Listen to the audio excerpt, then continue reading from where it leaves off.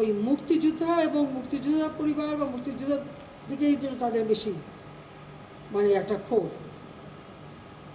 আমার একটা কথা নিয়ে তারা কিছু কতদিন প্রতিবাদ করলো। কী কথা বলেছিলাম আমি? আমার কথাটাকে বিকৃত করা হয়েছিল। আমি বলেছিলাম মেধা মেধা মেধা, কোটা না মেধা।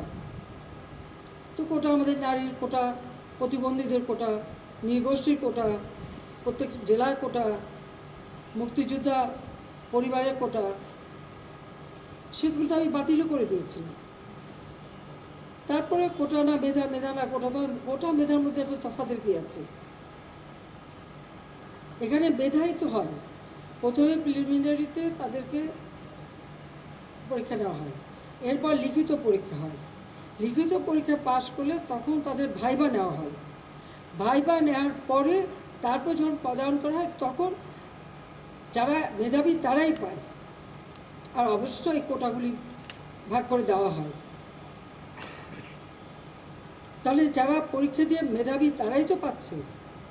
সেই সূত্রে আমি বলেছিলাম যে কি মেধাবী কি শুধু মানে মুক্তিযোদ্ধা পরিবারের সন্তান সন্ততিরা কি মেধাবী না?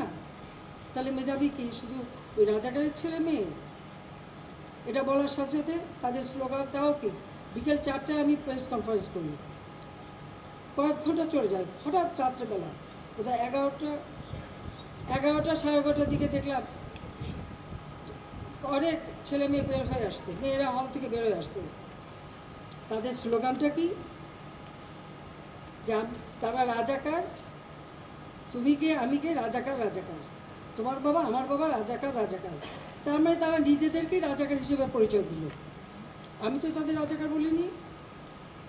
তারা নিজেরাই স্লোগান দিয়ে নিজেদেরকে রাজাকার হিসেবে পরিচিত করলো সকলের কাছে।